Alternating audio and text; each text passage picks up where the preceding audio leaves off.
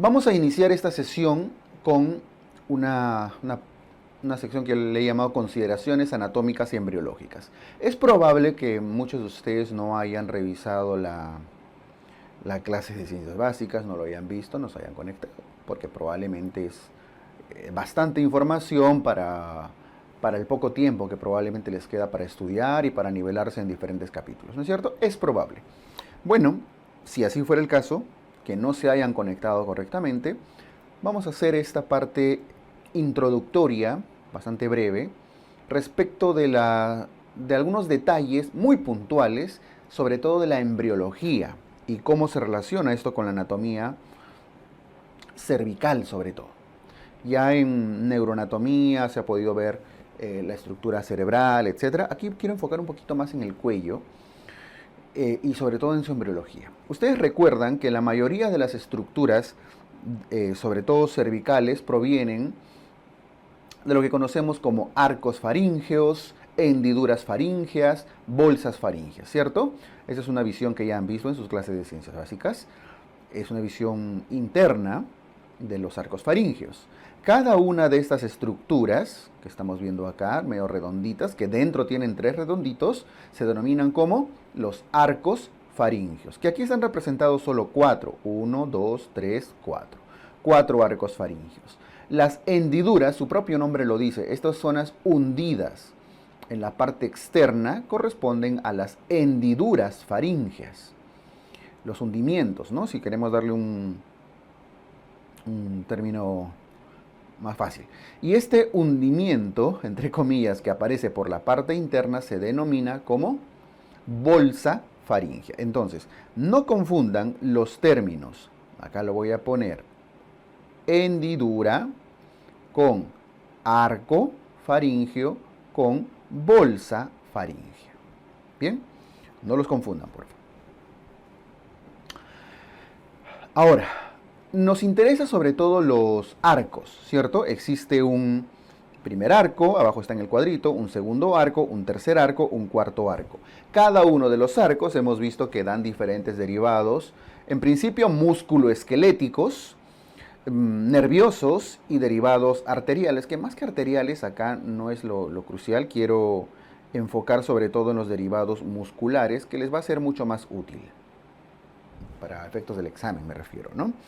Entonces, no olviden que cada uno de los arcos da origen a una estructura cartilaginosa, a una estructura cartilaginosa que después se convierte, en algunos casos, en un hueso, no siempre.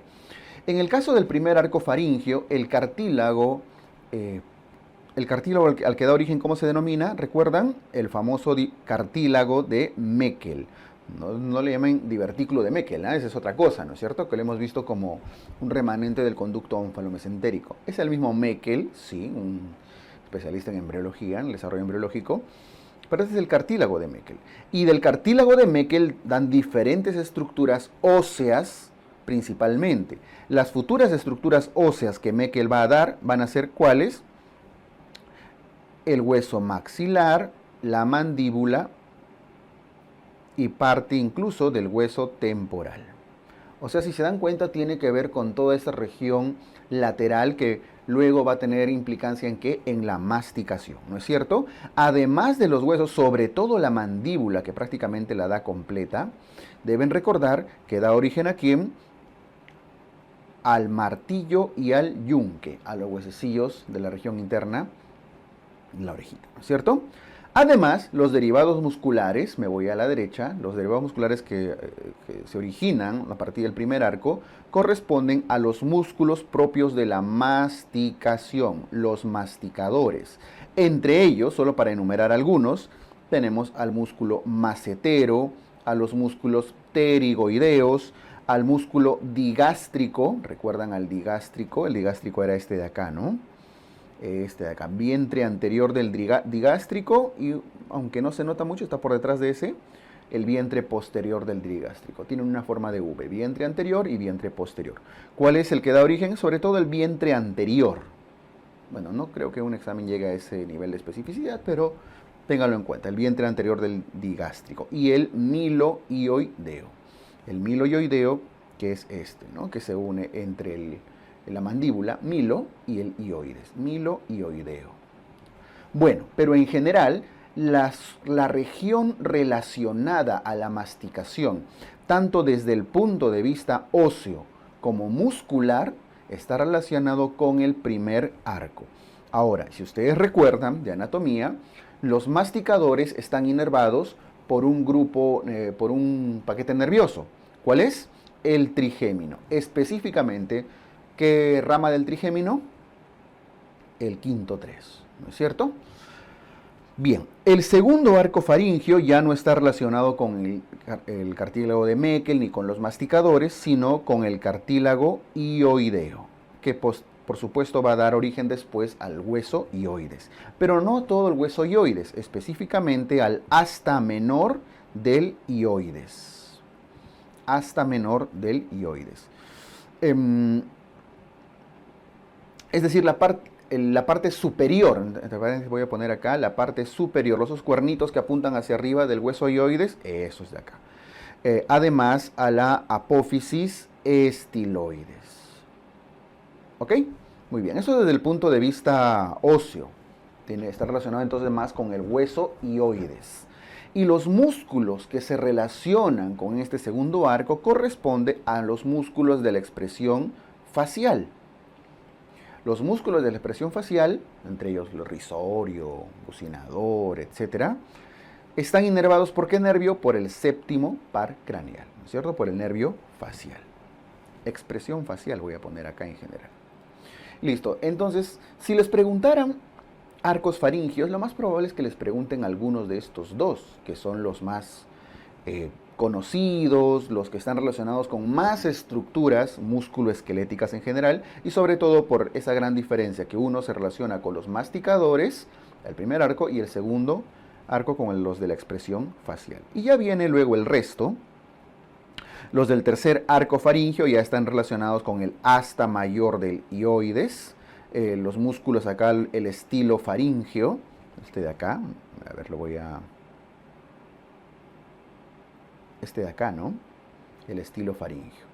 Miren que aquí está de color rojito los masticadores, milohioideo, macetero, temporal. Los rojitos están relacionados con el primer arco, nervio trigémino, quinto 3, ahí están las 3 ramas del trigémino y la tercera ramita es la que se va a ese primer arco. Luego vienen los amarillitos que son los de la expresión facial, incluyendo este que va desde la apófisis estiloides al hioides, el estilo hioideo, incluso por la imagen lo pueden sacar, corresponden al nervio facial. Luego viene este naranjita, el músculo estilofaríngeo, que va de la apófisis estiloides a la faringe, que está inervado por el noveno par craneal, recuerden, los del tercer arco por el noveno par craneal. Y luego ya viene el resto, ya el cuarto arco faríngeo, que está fusionado con los demás del quinto y sexto y demás, que dan origen al cartílago tiroides, al cartílago cricoides, incluyendo el aritenoides, etc. Y están relacionados sobre todo a ramas del nervio, nervios superiores. ¿Ok? Entonces, sobre todo acuérdense de los dos primeros, el primer y segundo arcos faringios, estructuras musculoesqueléticas, nerviosas y demás. Bueno, no olviden que de la primera hendidura, la mayoría de hendiduras se obliteran, se cierran, no llegan a formar un conducto en sí. La única que llega a formar un conducto es la primera hendidura, que es este hundimiento que se genera en la parte externa, ¿no es cierto? Entre el primer y segundo arco. Ya, esa es la primera hendidura. Y no olviden, lo voy a escribir acá, ¿ya? La primera hendidura da origen a ¿qué cosa? La primera hendidura da origen al conducto auditivo externo. ¿Ok? Conducto auditivo externo. Bien, y las bolsas ya son menos trascendentes para efectos de examen. Por supuesto que dan origen a algunas estructuras. La primera bolsita, voy a jalarlo acá, da origen a la trompa de Eustaquio. La tuba, ¿no? La trompa de Eustaquio, al oído medio. No olviden que al oído externo, el conducto auditivo externo, ¿a quién le da origen? La primera hendidura, por fuera. Pero la trompa de Eustaquio, el oído medio, está formado por la primera bolsa. La segunda bolsa da origen sobre todo a las amígdalas palatinas. Y la tercera, cuarta bolsa y demás ya dan origen a las glándulas paratiroideas. Si se dan cuenta, las bolsas dan origen a estructuras mucho más glandulares, ¿cierto? Entonces, primera bolsa, trompa de Eustaquio, la tuba, el oído medio. Segunda bolsa, las amígdalas palatinas. Tercera, cuarta bolsa, las glándulas paratiroideas. La inferior, la tercera, y la superior, la cuarta. No es un error, ¿ah? Primero la inferior y luego la superior. Lo que pasa es que en algún momento se cruzan. Ojo que de la tercera bolsa faríngea, y eso ya es un dato ya para terminar esto, se origina también el timo. ¿Ok? Entonces noten que el timo, esa tercera bolsa en algún momento va a descender, ¿no? Al descender se vuelve también parte de las glándulas paratiroideas inferiores. ¿Ok? Muy bien, entonces con eso tenemos un recuerdo bastante resumido del desarrollo embriológico. ¿Y por qué lo estamos haciendo? Porque la mayoría de patologías quirúrgicas del cuello, las masas cervicales, el quiste del conducto tiroglóso y demás, tiene un origen o una causa embriológica. A la derecha tienen un recuerdo de los diferentes músculos, como se ven en una sección, una visión lateral. Solo para recordar algunos, por la posición en la que están, este es el hueso ioides, ¿no es cierto? El hueso ioides, por acá se ve una zona que está como queriendo elevarse, ¿cierto? Que corresponde al borde superior del cartílago tiroides. Entonces acá está el cartílago tiroides, seguro más abajo está el cricoides. Y luego acá se encuentra la clavícula articulándose con el esternón, ¿verdad? Muy bien. Los músculos, ¿cuáles eran? El digástrico, vientre anterior del digástrico, vientre posterior del digástrico, el estiloioideo, que va de la apófisis estiloides, ¿sí? Al ioides, el miloioideo, el esternocleidomastoideo, ¿sí? Que tiene su haz esternal y su haz clavicular, el trapecio atrás. Este que está cruzando no es un solo músculo, son dos, en realidad dos vientres, el homoioideo, el esternoioideo, porque va desde el esternón al ioides. En realidad no tienen que memorizar los nombres, porque solamente se están llevando el nombre de dónde se origina y dónde se inserta, ¿ok? Y se forman diferentes triángulos. Ahora, el nombre de estos triángulos se los quiero esquematizar en una imagen un poco más práctica acá. A ver, miren. Vamos a hacer lo siguiente. Vamos a dibujar la mandíbula como si estuviera dando vueltas por debajo de la mandíbula, yendo al mentón y luego descendiendo otra vez a la zona posterior de la mandíbula, ¿ok? ¿A qué me refiero? A esto más o menos. Acá está. Ahí está. ¿Cierto? Este es el mentón, ¿ah? Solo para que lo tengan en cuenta. Está el mentón, la parte superior y a los costados los bordes de la mandíbula, ¿ok? En alguna parte más abajo se encuentra el hueso ioides, que lo vamos a representar así sencillo de esta manera. Esto es el ioides. Y más abajo tenemos al al esternón articulado con las clavículas, ¿cierto? A ambos lados. Ay, salió mal. Ya está. Ahora sí. Las clavículas, ¿ok? Muy bien. Voy a dibujar solo los músculos más importantes en el sentido que son los que delimitan triángulos, ¿ok? Tenemos al digástrico. El digástrico tiene dos vientrecitos, así como lo ven acá, un vientrecito, el vientre anterior y el vientre posterior, ¿cierto? Ahí está, digástrico. Y el otro digástrico para el otro lado va más o menos así, vientre anterior y vientre posterior. Con esto ya ven que se están formando tres triángulos y eso ya hace esto bastante sencillo, ¿eh? Los digástricos delimitan los triángulos submentoniano, porque está debajo del mentón, y los triángulos submandibulares. porque están debajo de las mandíbulas. Por supuesto, triángulo izquierdo y triángulo derecho, submentoniano y submandibular. ¿Ok? Muy bien. Seguimos dibujando los musculitos. Acá tenemos a los músculos a ambos lados, a los esterno-ioideos. Esterno-ioideos, porque van del esternón hacia el ioides. ¿Ok? Bien. ¿Qué más? Tenemos atrás al, un poquito más hacia la zona lateral, al esternocleidomastoideo. El esternocleidomastoideo viene desde la apófisis mastoides, ¿no es cierto? Y termina siendo dos vientres. El vientre, o dos haces, ¿no? El hace esternal y el haz clavicular. Y ahí ya está formando un triangulito, igual al otro lado. ¿Sí? El esternocleidomastoideo. Desde la apófisis mastoides viene, ¿no? Ahí está, haz esternal y haz clavicular. Listo. Por detrás está pasando el músculo, el borde, porque es bastante grande, por supuesto, el borde del músculo trapecio. ¿Sí? El borde del músculo trapecio. Ok. Y nos falta uno más. Uno que va desde el ioides hacia la parte inferior posterior. El homoioideo. Ahí está, salió bonito. Vientre anterior y vientre posterior del homoioideo. Todos estos músculos los hemos descrito en la clase de básicas, ¿ah?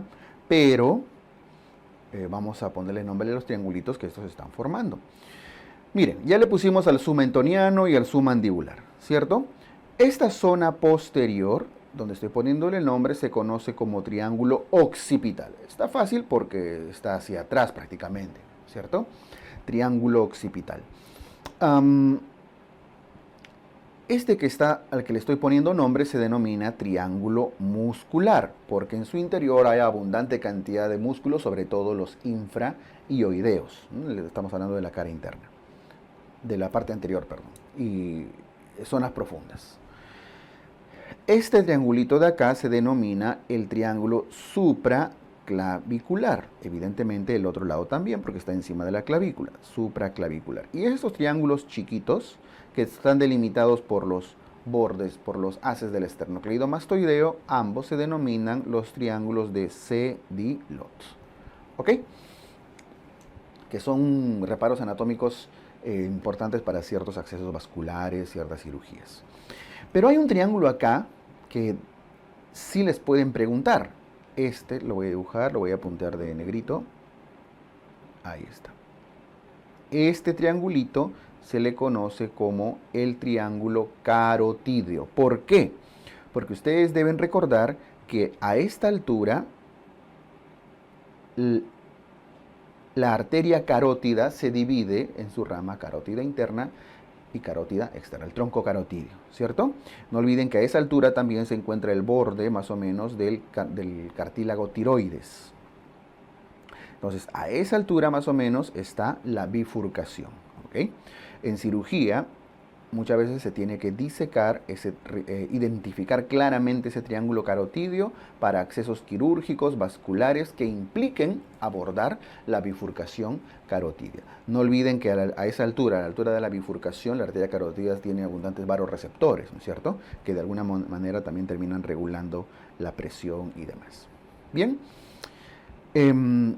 Ya, ¿qué más? Esta es una forma de clasificar los triángulos. Ahora, otra forma de darle nomenclatura a los triángulos es de la forma más simple, la identificación de un triángulo anterior y un triángulo posterior.